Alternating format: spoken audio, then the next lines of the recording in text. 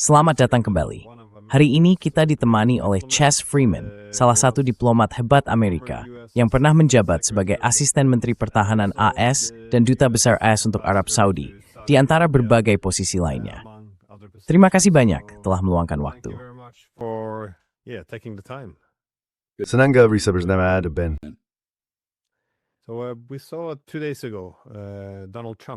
Jadi, 2 hari yang lalu Donald Trump memberikan tenggat waktu 48 jam kepada pihak Iran, yaitu buka Selat Hormuz, atau AS akan menghancurkan seluruh infrastruktur energi Iran, dimulai dari lokasi-lokasi terbesar.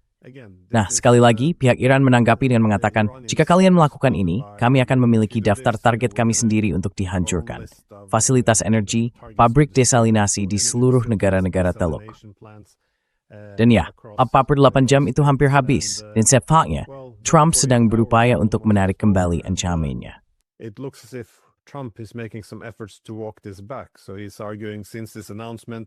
Jadi dia berpendapat bahwa sejak pengumuman itu, mereka sekarang telah mengadakan 2 hari diskusi yang baik dan produktif dengan Iran. Namun, Menteri Luar Negeri Iran baru saja menyatakan bahwa tidak ada pembicaraan yang dilakukan sama sekali. Jadi sekali lagi, saya tidak yakin pihak mana yang mengatakan kebenaran. Tapi alternatif dari menarik kembali pernyataan ini adalah perang tanpa kendali. Jadi saya ingin tahu, bagaimana Anda membaca situasi ini? For Maverick, the step frames that before to a much more. Yung epkadet stent China. Well, I think Trump is trying to walk this back. Ya, saya pikir Trump sedang berusaha menarik kembali pernyataannya, dan saya tidak percaya ada pembicaraan yang sedang berlangsung. Yang tampaknya terjadi hanyalah pertukaran pesan teks antara Stephen Witkoff dan Menteri Luar Negeri Arakci. Dari situ kita bisa menarik beberapa kesimpulan. Kesimpulan utama yang saya ambil adalah bahwa situasi di Asia Barat meyakinkan Trump, serta Israel dan Iran, bahwa satu-satunya jawaban atas konflik mereka adalah penggunaan kekuatan. Dan dari Pratni diplomas, ironisor, Donald Trump itu, is skaging de blijkbaar voor diplomasi dat tergrendikan. Faktanya map mesarti reisin itu paustak trang dan energi, khususnya minyak, bensin, di pompa di Amerika Serikat. In particular, gasoline at the pump in the United States. I don't think he cares much about the impact. Saya rasa dia tidak terlalu peduli dengan dampaknya terhadap sekutu atau mitra, bahkan terhadap para produsen yang terpukul oleh perang. Namun dia peduli dengan dampaknya terhadap prospek pemilihannya akibat harga gas. Ancaman terbesar yang dibuat Iran adalah bahwa mereka akan sepenuhnya menutup Selat Hormuz. Saat ini, selat itu tidak ditutup, melainkan dioperasikan seperti gerbang tol di jalan raya. Jika Anda memiliki plat nomor yang tepat dan siap membayar tunai, Anda bisa lewat. Jadi, kita mari kertokuit penegada yang terhadap kain diplomasi yang istoward masalah yang mendasar. Yang mensekan titur, diplomasi tidak sepenuhnya dan waktu ilusi. Diplomacy is not entirely a waste of time. So, these countries include China, India. Jadi negara-negara ini mencakup Tiongkok, India, Jepang, dan Turki. Dan kita tahu bahwa Italia dan Prancis juga telah melakukan pembicaraan di balik layar dengan Iran untuk mencoba mencapai kesepakatan. Itu hal pertama. Hal kedua adalah bahwa ada pola yang jelas dalam perang ini, di mana eskalasi oleh Israel dan Amerika Serikat dibalas dengan kontra-eskalasi saling membalas oleh pihak Iran.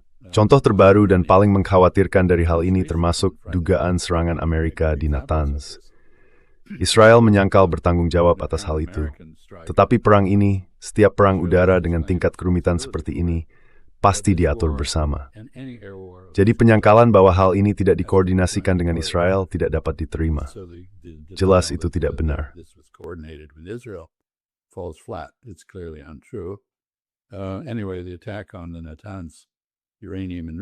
Bagaimanapun, serangan terhadap fasilitas pengayaan uranium Natanz dibalas oleh Iran dengan peluncuran rudal yang menghantam dekat reaktor riset di Dimona, Israel, dan tampaknya mengenai sebuah blok apartemen tempat banyak pekerja dari Dimona tinggal. Hal itu dipandang sebagai balasan atas pembunuhan yang dilakukan Israel terhadap para ilmuwan nuklir Iran dengan membunuh atau setidaknya melukai para ilmuwan nuklir Israel. Dan saya pikir, seperti yang Anda sebutkan, Iran kemudian mengumumkan daftar target spesifiknya sendiri.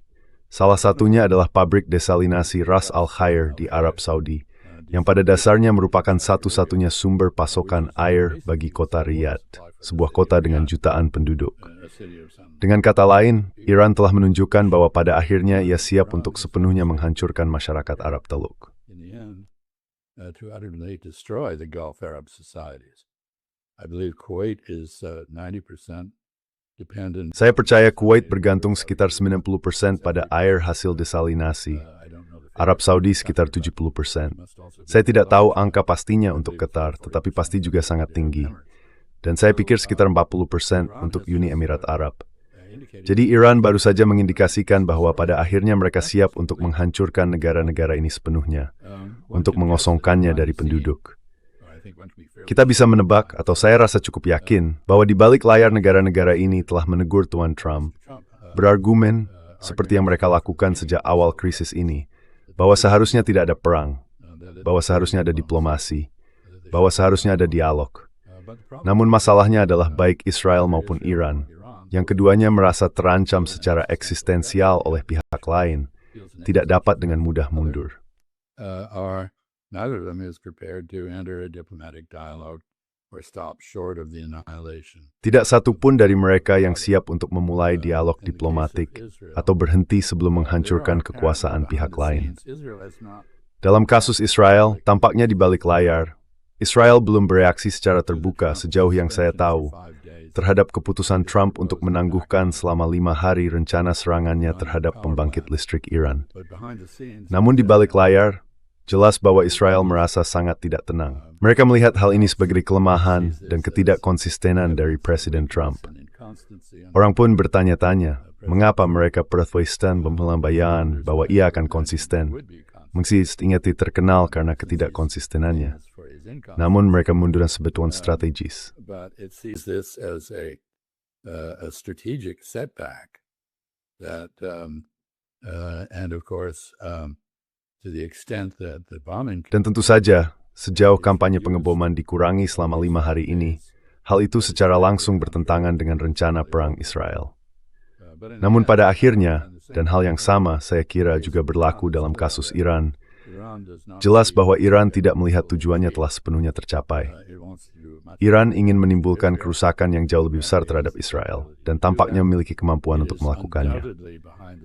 Tidak diragukan lagi, di balik layar, Iran sedang berbicara dengan negara-negara Arab Teluk mengenai rencana masa depan yang tidak melibatkan keberadaan pangkalan militer Amerika di Teluk Persia. Jika boleh saya katakan, tampaknya kedutaan besar Iran di Riyadh dan di Doha, Qatar, keduanya secara fungsional telah ditutup. Artinya, tidak ada lagi staf penting yang tersisa di sana.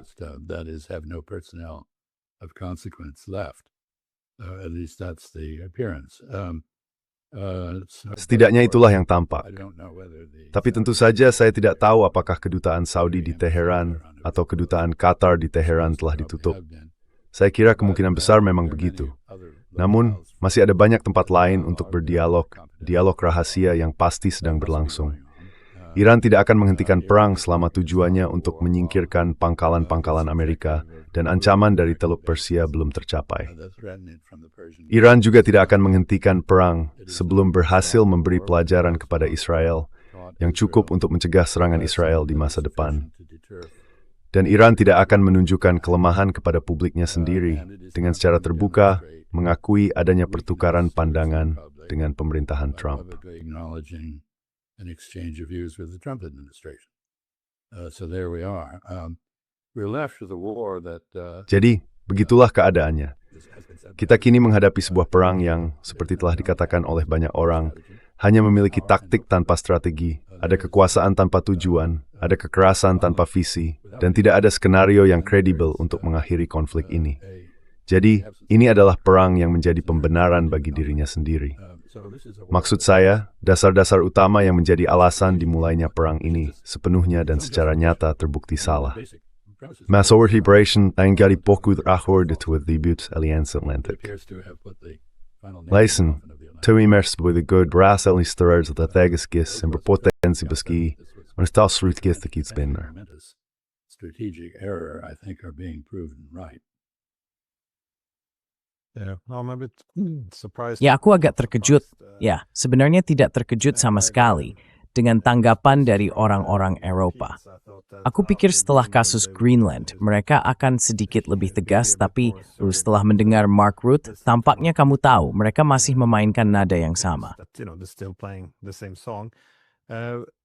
I was wondering. Well, if I may interrupt Yeah. you. Saya ingin tahu, jika saya boleh menyela, dia masih berbicara dengan ayahnya di Gedung Putih. Orang Eropa lainnya tidak. Sekarang ada gerakan serius di Spanyol untuk keluar dari NATO dan melarang pangkalan militer Amerika. Di negara tetangga Anda, Swedia, telah terjadi demonstrasi besar, meskipun Swedia adalah anggota baru NATO.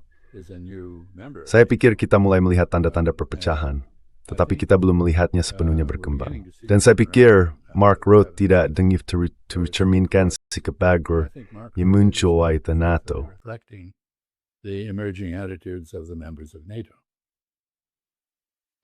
Well, the thinking though in. Nah, pemikiran itu dan situasi orang Eropa memang tampak memiliki beberapa kesamaan dengan negara-negara Arab Teluk. Maksudnya, jika ingin mencari solusi yang mungkin, itu karena mereka tahu bahwa menggantungkan keamanan mereka sepenuhnya, 100%, pada sebuah kekaisaran yang sedang menurun bukanlah strategi yang baik. Maksud saya, negara-negara Teluk sudah menyadari hal ini. Orang Eropa juga mulai menerimanya. Dan tahu kan, bukan seolah-olah AS hanya sedang menurun, tetapi masih ingin mempertahankan pengaruhnya. Itu satu hal. Namun AS telah memberi sinyal dengan sangat jelas melalui strategi keamanan barunya, bahwa jika dunia ini multipolar, jika kita tidak bisa berada di mana-mana, maka kita harus menentukan prioritas. Can't be everywhere, then we have to make priorities, and the priorities should be the Western Hemisphere and East Asia. So, Dan prioritasnya seharusnya adalah belahan barat dan Asia Timur. Jadi kita ingin keluar dari Eropa. Jika itu adalah hegemon yang sedang menurun, dan dengan jelas menyatakan bahwa Anda bukan lagi prioritas, Anda tahu, kita bisa memiliki JD Vance yang mengatakan langsung kepada orang Eropa bahwa kita tidak membutuhkan bawahan, kita membutuhkan mitra, mereka bukan pengganda kekuatan. Pada titik tertentu, seharusnya ada strategi yang dikembangkan.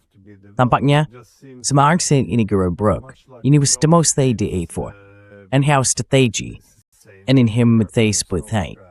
there's no political imagination really for anything else. So they're just kind of reacting a bit, but I'm not. Jadi mereka hanya bereaksi sedikit. Tapi saya tidak melihat adanya strategi besar dalam hal bagaimana hubungan dengan AS seharusnya disesuaikan agar sesuai dengan dunia baru ini. Karena seperti yang kita tahu, orang Eropa cenderung ke salah satu arah, sepenuhnya tunduk pada AS atau mulai memeluk sikap anti-Amerika. Tapi tidak ada posisi di tengah-tengah. Seperti, tahu kan, mencari bentuk hubungan yang berbeda. Saya berharap hal seperti itu lebih banyak terjadi, karena sekarang ini hanya ada dua pilihan, cinta atau benci. Tidak ada yang normal. Dan saya bertanya-tanya apakah negara-negara Teluk juga bisa bergerak ke arah yang berbeda. Karena, seperti yang kita tahu, AS juga tidak ingin terikat di Timur Tengah jika mereka ingin beralih fokus ke tempat lain. Either if it wants to pivot to other places. Well, several comments about that. Baik, ada beberapa komentar tentang hal itu. Pertama, jelas bahwa ada konsep yang sama sekali berbeda mengenai apa arti aliansi Atlantik di Washington dan di ibu kota Eropa. Orang Eropa percaya bahwa aliansi itu memberi belaith. Sementara orang Amerika percaya bahwa aliansi itu bertujuan untuk melibatkan orang Eropa sebagai pembantu dalam ekspedisi di tempat lain, dimulai dengan pemisahan Kosovo dari Serbia dan kemudian berlanjut dengan intervensi NATO di Afghanistan. Anda tahu, ini entah aliansi pertahanan atau bukan. Dan salah satu isu besar bagi arsitektur keamanan Eropa adalah kesimpulan Rusia bahwa aliansi itu bukan aliansi pertahanan, melainkan aliansi ofensif. Jadi itulah masalah pertama. But an offensive one. So that's the first problem. The conceptual basis that used to unite. Dasar konseptual yang dulu menyatukan kedua sisi Atlantik sudah tidak ada lagi. Kedua ya, saya setuju. Negara-negara Teluk tidak memiliki jalan keluar dari dilema ini selain diplomasi, yang berarti harus ada bentuk akomodasi dengan Iran, yang pada gilirannya berarti semakin menjauh dari Amerika Serikat. Lalu pertanyaannya adalah, karena hal itu tampaknya menjadi hasil yang paling mungkin, tentu saja, untuk sementara waktu, negara-negara Teluk tetap berpihak pada Amerika Serikat karena mereka tidak memiliki alternatif lain.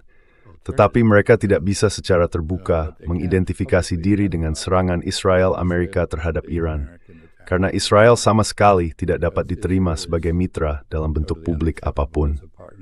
Secara pribadi, mereka mungkin mendapat keuntungan dari akses terhadap teknologi negara polisi yang telah dikembangkan Israel untuk menindas rakyat Palestina. That Israel has developed to oppress the Palestinians. Privately, they may despise the Palestinians. Secara pribadi, mereka mungkin membenci orang Palestina. Secara terbuka, mereka tidak bisa menanggung risiko untuk terlihat berpihak pada Israel, bahkan terhadap Iran, musuh turun-temurun mereka. Secara terbuka, mereka juga tidak bisa menanggung risiko untuk meninggalkan perjuangan Palestina. Jadi, mereka benar-benar berada di antara Irak dan tempat yang sulit, atau antara Iran dan tempat yang sulit. Dan saya pikir orang Eropa berada dalam posisi yang serupa, tetapi jauh lebih lambat untuk menyadarinya. Karena alasan sederhana bahwa sejauh ini, mereka belum dihantam oleh rudal dari musuh. Sekarang, tentu saja, beberapa dari mereka sedang berupaya memberikan pembenaran kepada Rusia untuk melangkah melampaui Ukraina dan menantang kesatuan NATO. Namun sejauh ini, Rusia memainkan permainan yang sangat hati-hati dalam hal tersebut.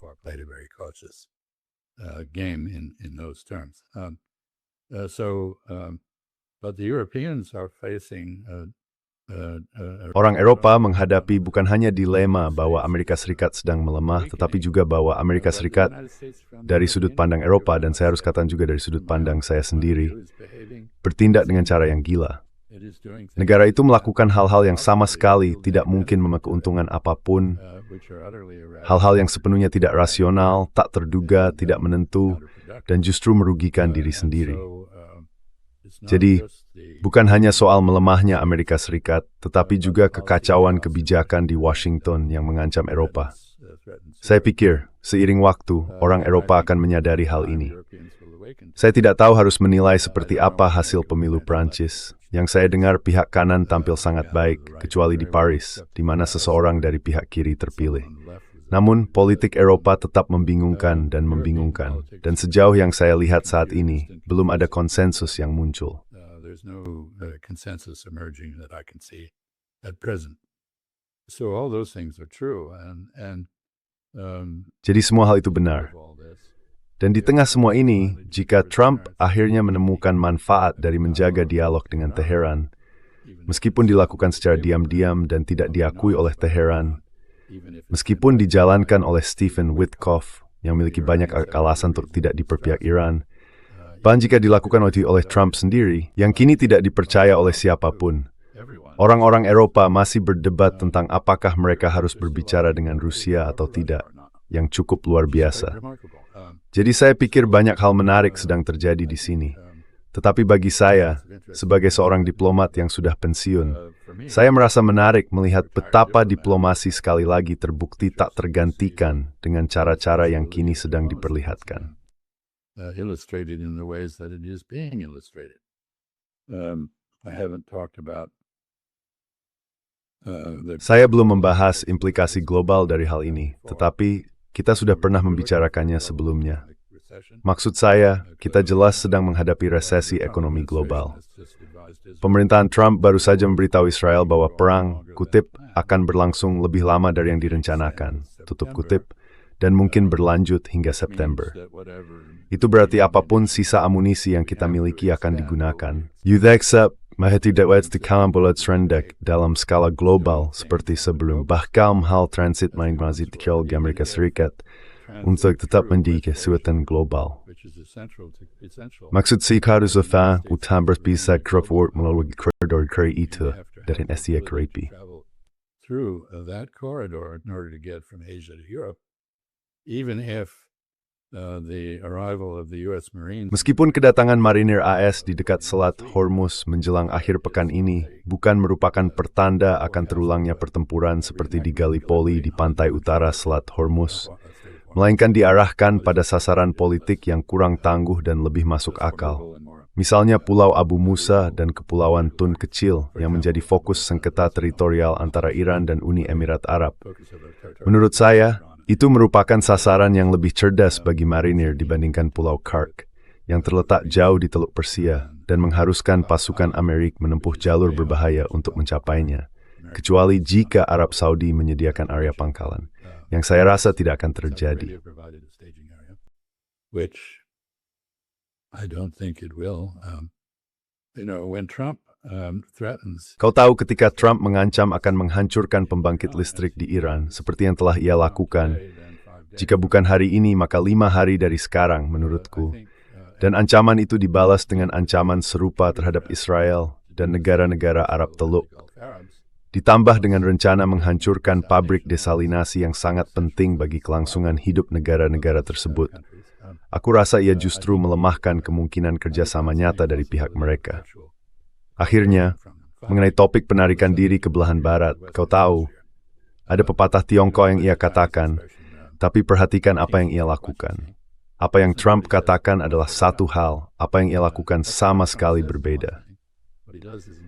Tidak ada cara untuk memulai perang dengan Iran yang bisa selaras dengan fokus pada belahan barat atau fokus pada Tiongkok, yang merupakan dua visi yang masih saling bersaing dalam pikiran politik Amerika yang terpecah.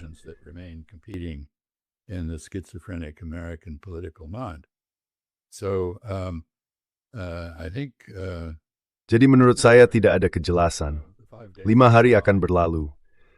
Mungkin pesan Witkoff kepada Harakchi akan mendapat tanggapan yang berbeda dari sekadar pengulangan syarat-syarat Iran, yang pada dasarnya merupakan reparasi, kompensasi atas kerusakan.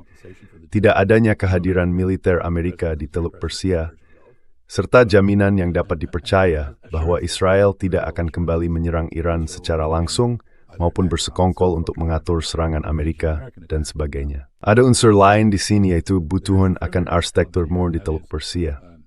Ilan tua Grayson begitu yang tiok dan Iran has put forward proposals, so have the Chinese and the Russians.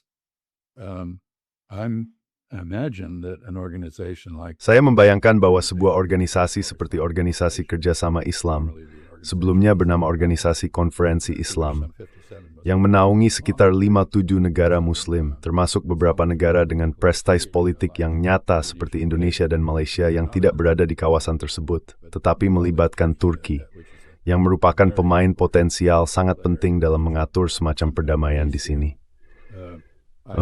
Saya bisa membayangkan Oki menyelenggarakan sebuah konferensi di antara pihak-pihak regional tanpa Israel untuk menyusun sebuah usulan perdamaian dengan undangan, saya harap, kepada Israel, apapun yang tersisa dari Israel, untuk berpartisipasi dalam proyek pembangunan perdamaian dan pengembangan ekonomi bersama. Namun, itu mungkin terlalu idealistis di kawasan yang terkenal dan dengan alasan yang kuat karena sinismenya. Justly famed for its cynicism. Well, it appears that part of Trump's calculation was Nah, tampaknya sebagian dari perhitungan Trump adalah, seperti dalam semua konflik, memberikan tekanan maksimum. Kita melihat hal ini pada apa yang terjadi di South Pars, ladang gas terbesar di dunia. Itu adalah Israel, kemungkinan besar dengan dukungan penuh dari Amerika Serikat, yang menyerang ladang gas tersebut. Lalu Trump kembali dan kurang lebih mengatakan, bukan kami, tapi jangan berani-berani membalas. Därför enligt är Iran och massning bara mjölkjutlängor ett skallsnikas. Men to the ride. But that's not what happened. We saw this devastating retaliation. Kita melihat pembalasan yang menghancurkan dari pihak Iran terhadap negara-negara Arab Teluk. Jadi menurutmu apa yang akan terjadi jika Trump memutuskan untuk menindaklanjuti ancaman awalnya? Maksudnya, baik dalam hal menyerang infrastruktur energi Iran, atau jika pasukan darat yang sedang ia siapkan benar-benar akan dikerahkan untuk menduduki wilayah Iran.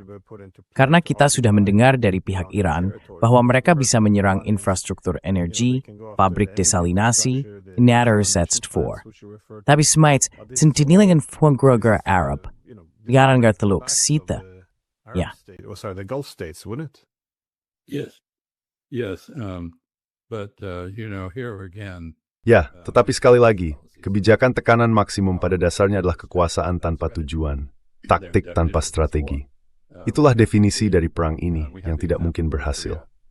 Kita memiliki contoh Korea Utara, dan seharusnya itu menjadi indikator tentang bagaimana reaksi Iran akan terjadi. Iran adalah negara peradaban yang bangga, dengan pengaruh yang melampaui batas-batasnya. Meskipun merupakan negara multi-etnis, Iran tetap merupakan negara yang kohesif. Den reactie ter trap is pemalisan sword with the predative stakes. Derek Naxcory. Bombing is predictable, rather like North Korea. The only result of the policy toward North Korea was Satu-satunya hasil dari kebijakan terhadap Korea Utara adalah bahwa Korea Utara berhasil mengembangkan senjata nuklir dan sebuah ICBM untuk mengantarkannya beberapa hulu ledak yang mampu mencapai Amerika Serikat. Iran is headed in the same direction. Iran sedang menuju ke arah yang sama. Kita tidak tahu.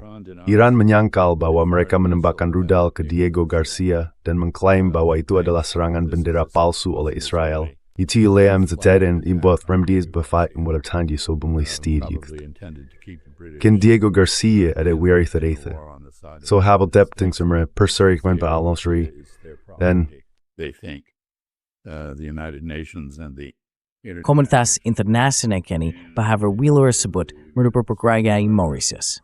issues.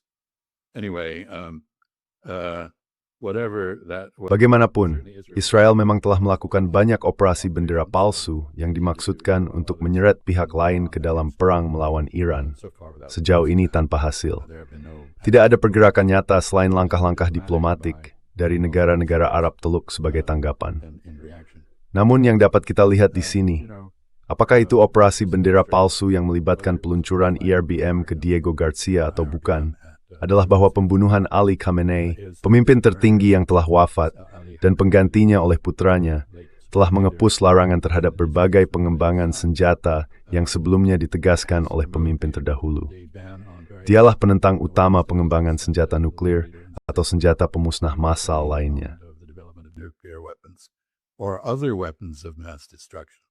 Let's not forget that there are biological and chemical weapons Jangan lupa bahwa senjata biologis dan kimia juga termasuk dalam kategori itu. of extending Dia adalah penentang utama perpanjangan jangkauan rudal Iran hingga lebih dari 2.000 atau 2.500 km. these restraints. Pembatasan itu kini telah hilang. Iran tidak berhenti memproduksi rudal, bahkan di tengah perang, tampaknya. Dan tidak ada indikasi bahwa bertentangan dengan pernyataan Israel dan Amerika Serikat, kemampuan perang mereka telah dilumpuhkan. It's war making. Faktanya, rudal terus mendarat di Israel, In fact, dan drone terus menyerang negara-negara Arab Teluk yang sangat rentan terhadap serangan tersebut. Arabs Serangan terhadap Israel seringkali melibatkan operasi gabungan rudal balistik dan drone. combine ballistic missile and drone movements. Clearly, Iran can get through the Jelas, Iran dapat menembus pertahanan rudal balistik atau roket berlapis 3 milik Israel, yang dimulai dengan Arrow di tingkat ekstra atmosfer, kemudian David Sling di atmosfer tinggi, dan akhirnya Iron Dome untuk objek yang lebih lambat dan lebih dekat ke tanah. Namun sistem ini tidak efektif, bahkan pada tahap ini. Maksud saya, lihat saja serangan terhadap Dimona.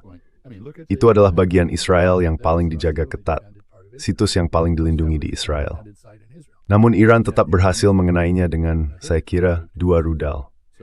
Jadi jika ini adalah perang kelelahan, hasilnya tidak menguntungkan bagi Israel dan Amerika Serikat. Dan seperti yang pernah kita bicarakan sebelumnya, saya rasa saya menggambarkan strategi Iran mirip dengan strategi Muhammad Ali di ring tinju. Strategy is resembling that of Muhammad Ali in the boxing ring. You know, rope-a-dope. Allow Kau tahu, strategi rope-a-dope, membiarkan lawanmu kelelahan dengan menyerang habis-habisan, lalu menunggu saat yang tepat untuk membalas dengan cara yang menentukan. decisive manner. Momen pembalasan yang menentukan itu mungkin akan datang, tetapi menurut penilaian Iran sendiri, mereka belum mencapainya. Let me just Izinkan aku menambahkan satu hal lagi di sini, yang kembali pada pentingnya penyelesaian diplomatik atas masalah ini, dan betapa kecilnya kemungkinan hal itu terjadi saat ini. Israel memiliki kebijakan yang sangat jelas yang dicontohkan melalui pembunuhan Ali Larijani, yaitu menyingkirkan siapapun yang bisa menjadi calon mitra diplomatik moderat di pihak Iran. Israel tidak menginginkan negosiasi, dan itulah salah satu alasan mengapa mereka begitu gugup ketika Trump mengklaim bahwa ada negosiasi. the reasons that it is so nervous when Trump claims there are negotiations. I think incorrectly, but it is fairly. Saya pikir itu tidak benar, tetapi cukup khas bagi Trump untuk melebih-lebihkan dan menyalahartikan apa yang sedang terjadi demi memanipulasi opini publik. Dan dalam kasus ini, memanipulasi pasar. Karena pasar telah terbukti sangat mudah tertipu. Saya berbicara tentang pasar modal, khususnya Wall Street atau FTSE di London. Pasar-pasar ini telah menanggapi dengan serius jaminan Trump bahwa ini akan menjadi perang singkat dan penuh kemenangan, meskipun ada banyak bukti yang menunjukkan sebaliknya. Jadi harga saham di pasar-pasar ini naik turun sebagai respons terhadap berbagai klaim yang terus terang delusional atau setidaknya imajinatif, mungkin bahkan halusinatif dari pemerintahan Trump. Tidak ada bukti tentang hal semacam itu, atau bahwa Iran telah mencapai kondisi yang dianggapnya penting untuk menyetujui penghentian perang tersebut.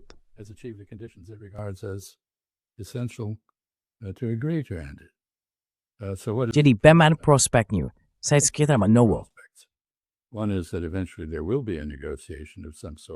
Salah satunya adalah bahwa pada akhirnya akan ada semacam negosiasi di mana Israel akan harus menelan rasa malu. Israel tidak akan mampu mempertahankan narasi yang telah berlaku selama beberapa dekade tentang Iran yang mengancam dan dirinya sebagai korban. Israel sebenarnya telah menjadi ancaman nyata bagi Iran dalam berbagai cara. Selama seluruh periode ini, Iran paling jauh hanya menjadi ancaman potensial bagi Israel dan sangat bersikap defensif. Mungkin Israel harus mengakui hal itu jika ada negosiasi. Mungkin Amerika Serikat dan Israel akan berpisah pandangan dalam isu Iran. Hal itu tidak mudah secara politik bagi Donald Trump, mengingat ketergantungannya pada lobi Zionis dan sumbangan kampanye dari kalangan plutokrat Zionis. Satu-satunya kemungkinan adalah kita akan mereda ke tingkat konflik berintensitas rendah yang terus berlanjut.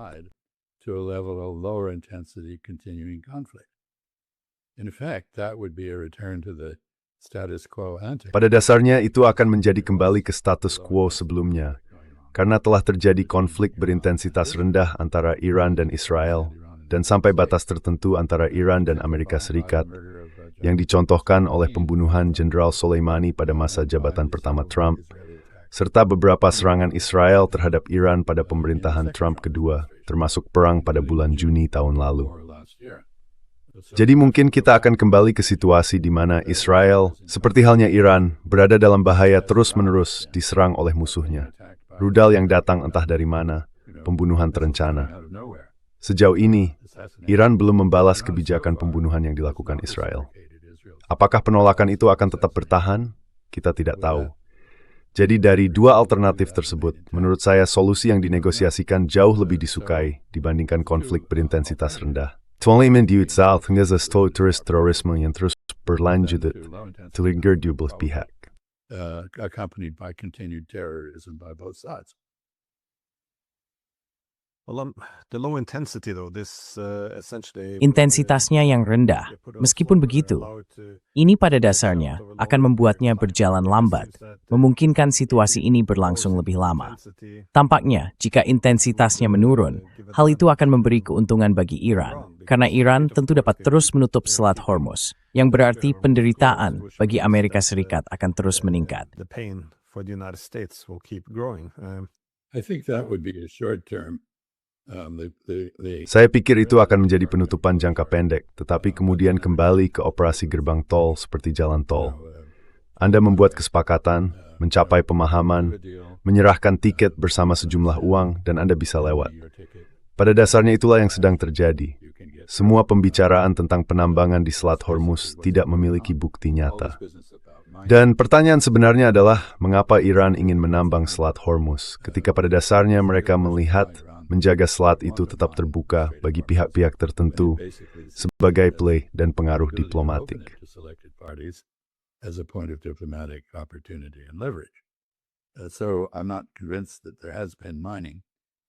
Jadi saya tidak yakin apakah memang ada penambangan, atau kalaupun ada, kemungkinan besar itu terjadi di pantai yang paling dekat dengan UAE, sementara pantai yang paling dekat dengan Iran dibiarkan tanpa penjagaan. Bagaimanapun, kita tidak tahu. Satu-satunya pihak di dunia omong-omong yang memiliki kekuatan penyapu ranjau yang memadai untuk menangani hal ini adalah Jepang, yang tidak tertarik untuk masuk ke zona pertempuran. Mereka memang datang di akhir Perang Teluk 1990-91. Setelah pertempuran berakhir, mereka menyediakan kemampuan untuk membersihkan banyak ranjau yang dilepaskan pihak Irak di Teluk Persia. Amerika Serikat sangat ceroboh. Angkatan Laut AS, saya kira pada bulan Januari, sebenarnya menyingkirkan 4 kapal penyapu ranjau, yang dalam hal perencanaan kekuatan sungguh luar biasa bodoh. Jika demikian,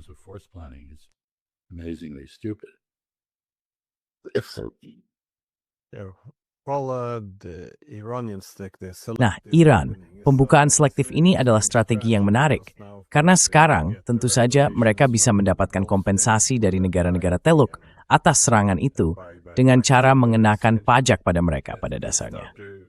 Mereka bisa menuntut agar negara-negara Teluk memberikan akses sebagai imbalan untuk melepaskan diri dari atau mengusir pangkalan-pangkalan AS. Mereka bisa bersikeras menjual minyak dalam mata uang yang berbeda. Jadi ini memang membuka banyak peluang, dan pihak Iran sendiri mengklaim bahwa mereka tidak menanam ranjau apapun, tetapi mereka mungkin akan melakukannya jika AS mengirim pasukan darat, karena terpaksa. Namun, untuk saat ini, hal itu tidak masuk akal.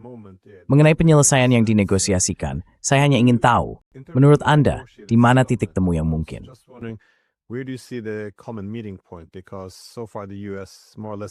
Karena sejauh ini, AS kurang lebih menuntut penyerahan diri Iran, sementara Iran ingin pangkalan-pangkalan AS keluar dari kawasan tersebut. Saya hanya berpikir, jika AS memang ingin mengalihkan fokusnya dari kawasan itu, seharusnya ada peluang, tetapi itu mereka tidak ingin menyerahkan kepemimpinan kepada Iran, dan itu bisa dimengerti. Namun, seperti apa bentuk jalan tengahnya? Mungkin sebuah arsitektur keamanan baru yang memungkinkan AS mengurangi jumlah pasukannya dan pada saat yang sama mengurangi ancaman terhadap Iran. Tetapi tetap Anda tahu, tidak menjadikan Iran sebagai hegemon regional atau semacamnya. Karena jika melihat apa yang terjadi di Irak, tampaknya di beberapa tempat pasukan Barat memang sedang didorong keluar. Jadi bagaimana menurut Anda, jika ada penyelesaian yang dinegosiasikan, apa yang sebenarnya bisa dinegosiasikan? Negotiate a settlement. What is there to negotiate? Well, that's a very good question, of course, but before I address it... Nah, itu pertanyaan yang sangat bagus, tentu saja. Tapi sebelum saya menjawabnya, izinkan saya menyebutkan bahwa Iran memiliki kartu lain yang bisa dimainkan, yaitu dengan mengaktifkan hubungannya dengan kelompok Houthi di Yaman untuk menutup jalur laut lain yang digunakan Arab Saudi mengekspor minyak melalui Bab al-Mandab. Jadi, Iran bisa menutup satu-satunya jalur minyak yang tersisa yang pada dasarnya keluar dari semenanjung Arab, yaitu minyak Saudi yang dikirim melalui Yanbu di Laut Merah. Mengenai penyelesaian yang masuk akal, saya rasa saya tidak tahu apa yang ada di benak para pemimpin Iran. Ini adalah kepemimpinan baru, bukan yang lama. Raisi ada di sana, ia jelas sangat cakap sebagai diplomat, tetapi bagi saya hal itu belum jelas. Menurut saya dibutuhkan pertemuan dua hal untuk mencapai hal tersebut. It seems to me that you need to have a conjunction of two things. One, you have to have the kind of addressing. Pertama, perlu ada semacam arsitektur keamanan regional yang ditangani oleh negara-negara di kawasan tersebut. Sesuatu seperti yang saya sarankan agar organisasi kerjasama Islam dapat selenggarakan. Dengan kata lain, sebuah rencana untuk tatanan pasca perang, meskipun tidak dapat segera diterapkan. Rencana itu mencakup penarikan bertahap pasukan AS, bukan penarikan langsung, yang dirancang bukan untuk mempermalukan Amerika Serikat, melainkan untuk menghilangkan ancaman terhadap Iran. Rencana tersebut juga dapat mencakup patroli bersama antara Iran dan negara-negara Arab Teluk. Selain itu, rencana itu mungkin juga mencakup dan sebenarnya telah mengusulkan hal ini, sebuah sistem pengelolaan regional untuk pengumpulan biaya di Selat Hormuz. Artinya, narar de kormgargne gardi jerni kawasan, untuk menjegor Selat Hormuz tetap terbuka batterfly sunni fatin kerja mereka. In return for benefits that would be shared. Iran seems to be thinking about the post-war order. Iran tampaknya memikirkan tatanan pasca perang dengan cara yang cukup konstruktif. Jika kita hanya melihat dari kepentingan negara-negara Arab Teluk. Tidak ada dari semua ini yang akan menyenangkan Amerika Serikat atau Israel. Di sisi lain, seperti yang Anda katakan, jika memang Amerika Serikat serius ingin mengalihkan fokusnya dari Timur Tengah dari Asia Barat ke Asia Timur dan belahan Barat, hal ini akan mempermudah langkah tersebut. Jadi, Anda bertanya apa manfaat perdamaian bagi semua pihak? Saya pikir para diplomat yang cerdas bisa menemukan cara untuk mencapainya. Namun itu membutuhkan diplomat yang cerdas. Tidak ada bukti bahwa kita memiliki sosok seperti itu dalam persenjataan diplomasi kita, persenjataan diplomasi Amerika. Ada banyak bukti penggelis di Israel dan Iran. Saya tidak yakin seberapa banyak hal itu dimiliki oleh negara-negara Arab Teluk. I'm not sure how much there is in the Gulf Arabs. The Gulf Arabs, as I mentioned earlier, Dan bangsa Arab Teluk, seperti yang saya sebutkan sebelumnya, dengan alasan yang cukup kuat merasa sangat marah kepada Iran atas pukulan yang mereka terima, sangat ketakutan, dan kini juga sangat meremehkan Amerika Serikat sebagai pelindung. Jelas bahwa Amerika Serikat tidak lagi memiliki kemampuan, kemauan, atau prioritas untuk melindungi mereka.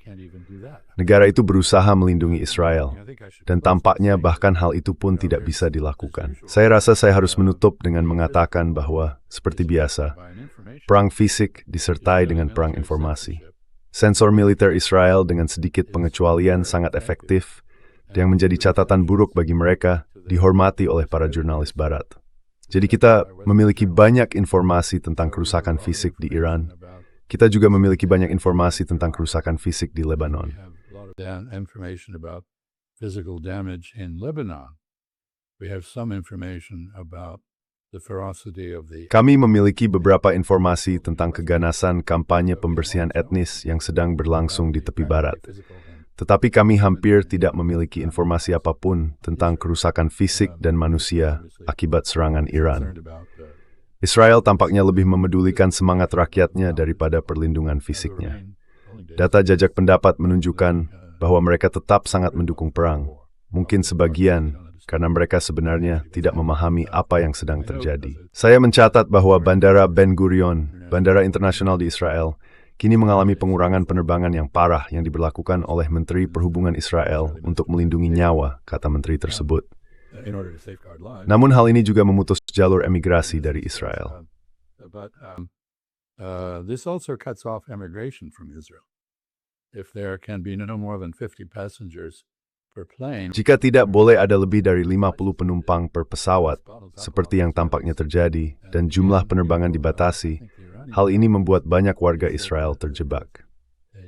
Dan sekali lagi, saya pikir perhitungan Iran adalah bahwa koloni pemukim akan memiliki tempat pelarian bagi sebagian besar pemukimnya.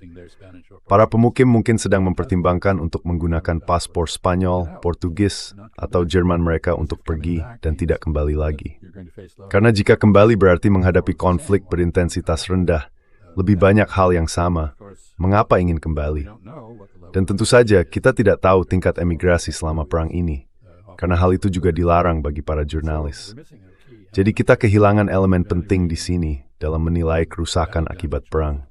Namun yang kita miliki adalah indikasi niat yang jelas. However, are clear indications of intent. And to go back to how the war... Dan kembali ke bagaimana perang ini mungkin berakhir.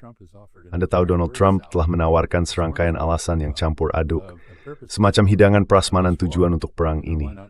Mengapa tidak memilih ikan haring acar daripada lobak acar, atau lox, salmon? Dan jadi, saya dengar omong-omong bahwa lox adalah kata tertua yang masih bertahan dalam rumpun bahasa Indo-Eropa.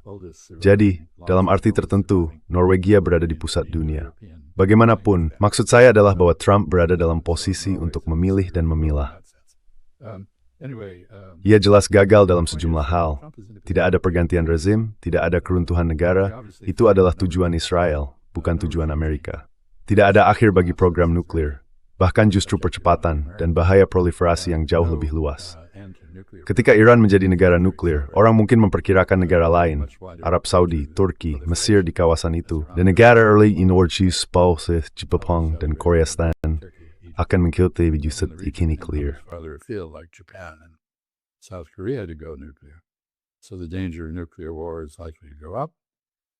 Jadi kemungkinan bahaya perang nuklir akan meningkat. Efektivitas penangkal nuklir Amerika kemungkinan akan menurun. Dan itu bahkan jika Jerman tidak mengembangkan senjata nuklir yang sedang dibicarakan oleh sebagian orang di Jerman. Jadi saya pikir dia bisa memilih tujuan lain, kerusakan fisik. Kita telah membuat Iran kelimpungan. Kita telah menyebabkan kerusakan mendasar pada ekonomi Iran. Di sini, tentu saja, dan saya akan menutup dengan pemikiran ini. Ironi besarnya adalah bahwa salah satu tujuan Iran adalah mendapatkan keringanan dari sanksi. Dan Menteri Keuangan baru saja mencabut sanksi terhadap ekspor minyak Iran. Bingo untuk Iran. Mereka berhasil. Jadi saya pikir, bagaimanapun juga, Trump sangat kreatif dalam menemukan cara untuk menghindar dari situasi yang dia ciptakan sendiri. You were the U.S. ambassador to Saudi Arabia. Anda pernah menjadi duta besar AS untuk Arab Saudi. Bagaimana Anda melihat cara mereka berpikir di sana saat ini? Karena tampaknya mereka mungkin bergerak kedua arah sekaligus. Di satu sisi, seluruh pengalaman ini meyakinkan mereka bahwa mereka harus menjalin hubungan yang lebih erat dengan AS. Namun di sisi lain, mereka juga menyadari bahwa mereka harus bukan memutus hubungan haid, tapi setidaknya mengurangi ketergantungan mereka. Karena hubungan dengan Iran juga harus berubah. Jadi bagaimana Anda melihat situasi yang sedang terjadi di Arab Saudi? How do you see what is going on in Saudi Arabia? Well, I'm not there, and I would suspect that Ya, are two saya tidak pada saya menduga itu dua reaksi. very short. Pertama, USC sebuah kru sama Pakistan dan menuntut berlaskrias. Pakistan and Mereka ambil dari Dewan. Mereka beristub sesuatu hatri sama penanda istahat mentuan length. Masyarakat yang lebih berpikir matang, dan memang ada orang-orang yang berpikir jangka panjang, mungkin menyimpulkan bahwa mereka harus menyelesaikan perbedaan dengan Iran di tingkat diplomatik untuk menghilangkan ancaman tersebut. Mereka secara naluriah tahu apa yang dikatakan Abraham Lincoln. Ketika kamu berteman dengan musuh, kamu mendapatkan seorang teman dan kehilangan seorang musuh. Dan itulah jawaban yang tepat. That is the appropriate answer. Threat reduction is a primary task of diplomacy. Pengurangan ancaman adalah tugas utama diplomasi, dan mereka mulai mencoba hal itu. Sekarang, mereka jelas telah meninggalkannya untuk sementara waktu. Saya pikir mereka akan kembali melakukannya. Tapi Anda tahu, mereka menghadapi kesulitan yang mereka sadari. Sekitar 20 tahun yang lalu, saya memberikan ceramah berjudul Orang Arab Menikahi Istri Tionghoa, di mana saya menunjukkan bahwa meskipun mereka agak lelah dengan Amerika Serikat, negara terlalu besar untuk memeporti, tetapi umat Muslim bisa memelestari saf istri. Dan saya marah, itulah alusi penipuan. And I think this is very likely the future. Dan itu berarti, saya tidak hanya berbicara tentang Tiongkok, itu berarti mencari teman lain dan melakukan sesuatu yang sangat penting, yaitu fokus dari gerakan Saudi-Pakistan, sebuah fakta pertahanan. Itu berarti membangun industri militer sendiri, agar tidak perlu membeli senjata dari Amerika Serikat atau mitra lain yang terbukti tidak dapat diandalkan. Anda tahu Anda bisa membeli senjata dari Tiongkok, tetapi senjata itu tidak disertai dengan jaminan keamanan. Dan jika Anda membelinya dari Amerika Serikat, klaim bahwa senjata itu datang dengan jaminan keamanan telah menjadi faktor utama yang membuatnya menarik. Sekarang, hal itu sudah tidak berlaku lagi. Jadi saya menduga ini bukan kabar baik bagi penjualan senjata AS dalam bentuk apapun. US arms sales, in any sense, not only have the defensive mechanisms, the interception capability. Bukan hanya mekanisme pertahanan, kemampuan intersepsi yang terbukti tidak memadai dan jauh di bawah klaim, tetapi juga jaminan keamanan yang membuatnya menarik kini sudah tidak ada lagi. Jadi menurut saya dalam jangka pendek, jawabannya adalah pembalasan. Ada pepatah Arab yang mengatakan, ciumlah tangan yang tidak bisa kamu gigit. Namun saya pikir, dalam jangka panjang mereka akan mencium tangan yang telah menggigit mereka. Atas desakan Amerika Serikat, bahwa Arab Saudi dan negara-negara Arab Teluk lain termasuk UAE, tanpa itu berusaha keras untuk meyakinkan Amerika, China, EU telah menaikkan Israel untuk beringgi strategis tema ini. To Israeli pressure to start this war.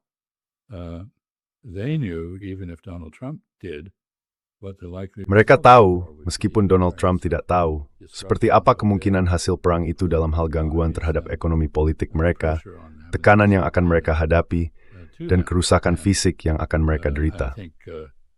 Dan menurut saya baru-baru ini melihat wawancara dengan mantan kepala intelijen Arab Saudi, Pangeran Turki Al-Faisal, di mana Christian Amanpour menanyakan kepadanya, apakah ia terkejut dengan serangan Iran terhadap negara-negara Arab Teluk. Dan ia menjawab, tidak, mereka sudah mengatakan akan melakukan itu. Kami hanya terkejut bahwa Amerika Serikat mengambil tindakan yang menghasilkan akibat seperti ini.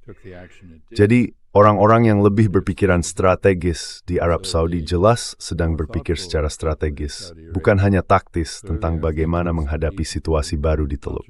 Jawaban yang panjang untuk pertanyaan Anda yang sederhana.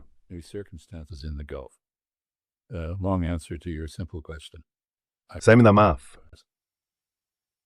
I appreciate it, and well, Saya menghargainya. let's hope. Nah, mari kita berharap, meskipun tampaknya tidak mungkin, bahwa akan ada beberapa negosiasi dalam waktu dekat. Claim that they are Klaim Trump bahwa mereka sedapai kesepakatan tampaknya tidak benar. Tetapi setidaknya kita bisa sedikit tenang karena ada upaya untuk menarik kembali ini. this back. Karena situasi sebang soamo situ berarti. This is really spiraling very quickly out of control. So Well, the hopeful note is that Donald Trump may be in the Nah, process of hal yang bisa sedikit memberi harapan adalah bahwa Donald Trump mungkin sedang dalam proses menyadari manfaat diplomasi dibandingkan penggunaan kekuatan. Namun kita tidak pernah benar-benar tahu apa yang ada di pikirannya. Dan saya tidak berpikir Stephen Witkoff adalah pihak yang kredibel untuk diajak berbicara saat ini.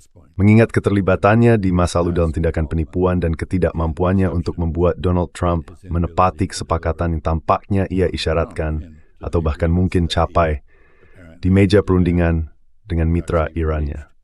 at the negotiating table with his Iranian counterparts.